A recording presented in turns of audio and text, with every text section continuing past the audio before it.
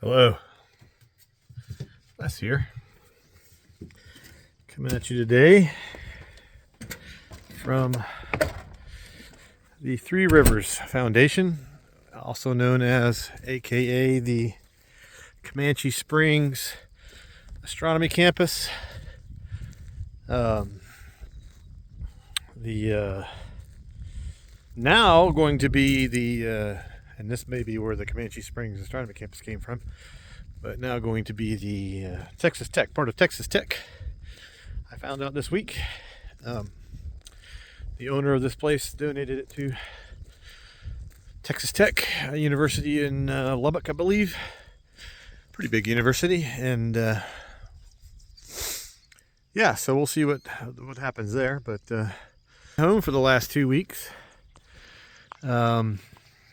and I will have to say that this has got to be one of the most serene places and peaceful places I have been.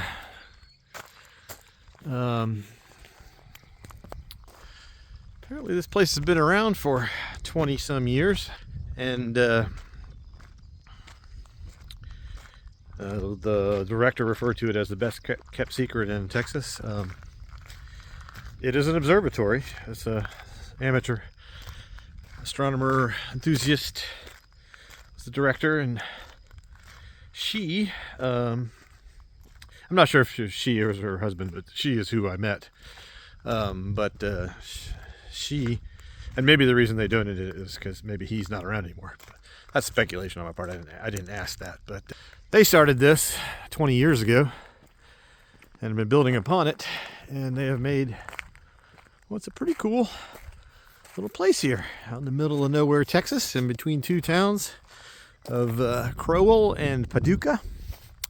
It is a Bortle 2 on the border of being a Bortle 1. That's their residence, local residence. And that's the main observatory building.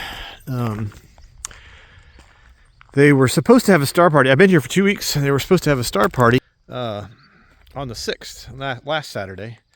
But it was pouring rain. It literally poured probably 6 inches that night, or at least 2 or 3 inches. It was, there was no astronomy going on that night. Of the 13 nights I've spent here, I've probably had 2 really exceptionally good nights for astrophotography. Perfect conditions, calm, clear skies, and what Astropheric app refers to as above average seeing, which I think has something to do with upper atmospheric turbulence. But and then I probably had maybe 4 or 5 good nights, not exceptional but good nights. And over that field there where my trailer is where I had my astrophotography rig set up, and I've had the place to myself. Unlike, my sign and my trailer says I want to be where the people aren't, and this place has delivered on that pretty well. I don't know if I caught any of the coyotes howling, but they've been howling even during the daytime. Some here, they have a regular old party once the sun sets. Man, those coyotes they love this place here, Yip Yorn. And I have definitely been a minority to the population of coyotes in this place. Even the whole time, human beings have been a minority. At one point in time, earlier this week, there were 5 people doing astrophotography, maybe 6. They have cabins up there. There were people, and then there's some RV parking up there, and then there's RV parking spaces over there where I'm at. There was 3 of us there. One of those guys run into in Copper Breaks State Park, which is north of here, 10-15 miles, last October. It was interesting enough, and he was the first person to join me here, and I was like, hey, I know you. His name's Tom, and he left yesterday, so he was here for most of the same time that I was. I had run into him at Copper Breaks. He was doing some imaging. He's part of the reason why I own the Sea Star. But yeah, so we had the place to ourselves quite a bit of the time. And then there was another guy named Tom who joined us, who was a volunteer here. And then there was another guy named Chris who was a volunteer a few nights. And luckily, he didn't open up the big dome. Apparently there is a 15-inch refractor in there. But in the smaller building there to the left is a 30-inch reflector. And he did. So when they canceled the star party, I was afraid that I was not going to be able to see, be able to look through any telescopes. Now, granted, I was still doing astro imaging, which was part of my goal here, but I've also never looked through a big telescope, and this is an observatory, and I booked 2 weeks here in hopes that at some point in time I would be able to look through them. And star party was canceled last Saturday. That was going to be my guaranteed opportunity, theoretically. But that got canceled, so I was beginning to lose hope. But then the weather was improving, and Chris showed up, and another guy named Jay up on the hill, whom I actually didn't even meet, but they were both volunteers here. Chris was here, and he was kind enough to open up the smaller building, which has the bigger telescope, but it's a reflector rather than a refractor, but it is better for observing. And that's why he opened that one up instead, and did get to gaze upon some of my favorites. We had 2 clear nights, and 2 nights he opened up the roof, and we got to do some observing. Let's see, I saw the Sombrero Galaxy M104 and the Whirlpool M51. Beautiful. Absolutely beautiful to see it with the eye. Obviously, you don't see the same detail in color. Detail is maybe you don't see as much detail. That's fair enough to say. But it's real, right? It's not it's 3-dimensional, if I can put it that way. It's a very different experience than taking. I mean, I can see more of these galaxies when I take a 33-minute exposure, of course, but see more stars and details. But to gaze upon it, and that 30-inch scope with the right viewfinder view eye lens in it, you see the whole. I mean, it fills up the whole thing. So when you're looking at Whirlpool Galaxy, you're seeing the whole thing. To your eye, it's that big. It was amazing. I also saw Bodes and the Cigar and the Leo triplets, which are all beautiful. Saw the Cat's Eye Nebula, which I've tried to image and I haven't had much success. And that was cool because that is a small planetary nebula. And to see that in that scope, I actually saw that better than I ever saw with an imaging photo image, because the magnification of that thing is so much that it really blew it up. I could see the center star, and it was really 3D. You heard your head back and forth. It was amazing. It's just a all too brief and magnificent view of this wonderful universe in which we live. And I was glad Chris was there to give me the opportunity. I saw more. I don't remember them all, but it was even more awesome. You can do this kind of stuff at some of the commercial observatories around the world, or in the country. There's another one, Davis Observatory, down near Marathon, Alpine, Texas, which is north of Big Bend. I didn't even go there because I looked it up, and it's like you have to buy your tickets in advance. They're like $150, and I'm sure you're probably packing people in there like sardines, and so you're getting a couple seconds probably at most. And they're here. It was just me and Tom and Chris. He'd seen it all before. He was just operating the big scope, which was very impressive in that it's a go-to and tracking scope, just on a huge scale. There's the coyotes.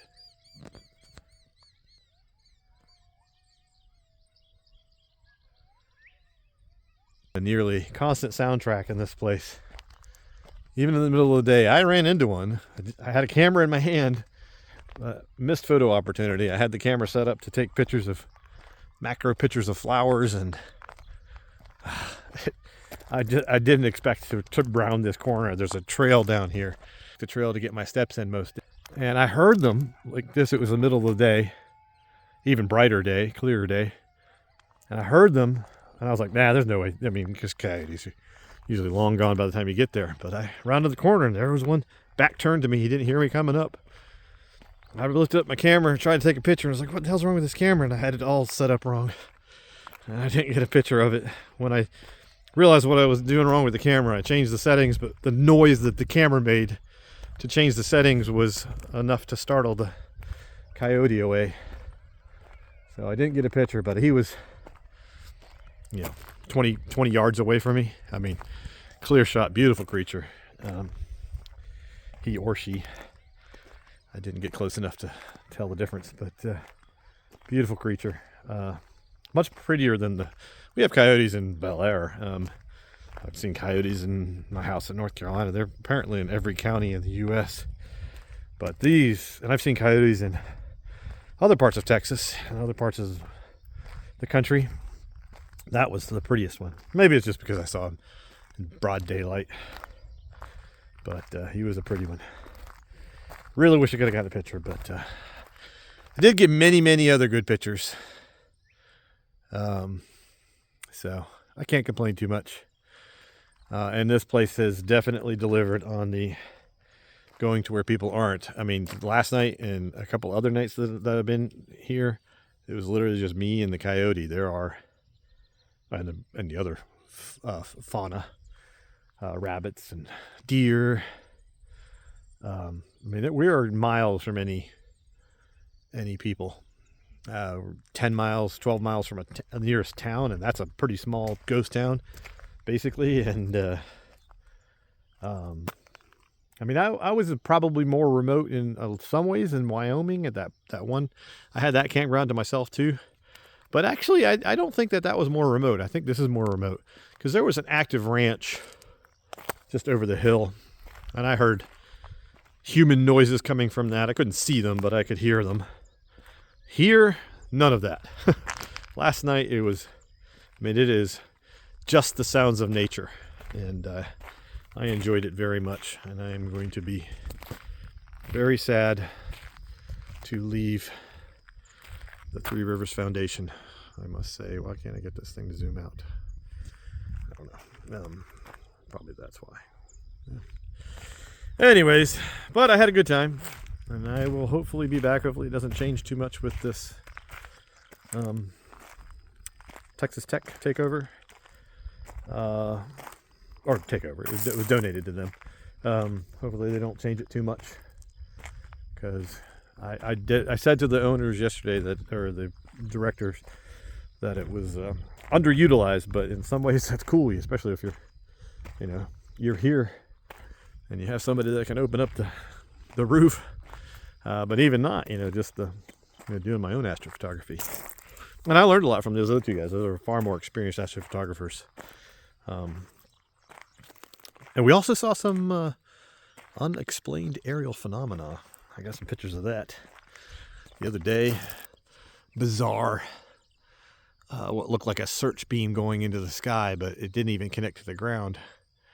And it came and went a period of maybe 15 minutes. That one was puzzling. We also had this weird cloud formation, just a band of really dark clouds that kind of went across, and and there was some thunderstorms off in the distance over there, and I got to do some pictures of that were pretty awesome. We thought maybe that was in a launch, some sort of a remnant from a launch vehicle, and then 2 or 3 nights ago there was another strange thing. It looked like a galaxy closing in. I thought maybe the apocalypse was almost here. Galaxies shouldn't be approaching that quickly and closely. It should take billions of years, but that thing came and it got bigger and dissipated. And we don't have an explanation for either one of those things, but we do have theories. I think both of them were launch vehicle related, even though they were a couple days apart. Pretty sure that what I saw coming up here was like a second stage of there was a SpaceX launch that night. I think that was a second stage, and it was like spinning and it was spewing gases out. But I mean, it was huge. It was, bigger than the moon in the sky. It was crazy. And it was in the wrong direction, but that was the only explanation we could come up with. So it's probably the right one, right? Occam's laser, simplest explanation. But yeah, I don't think it was space aliens, unfortunately, but very cool place. But wish I could stay here longer, but I got to move on. So next stop, another park in Texas. Then I'm going to start heading north. So stay tuned.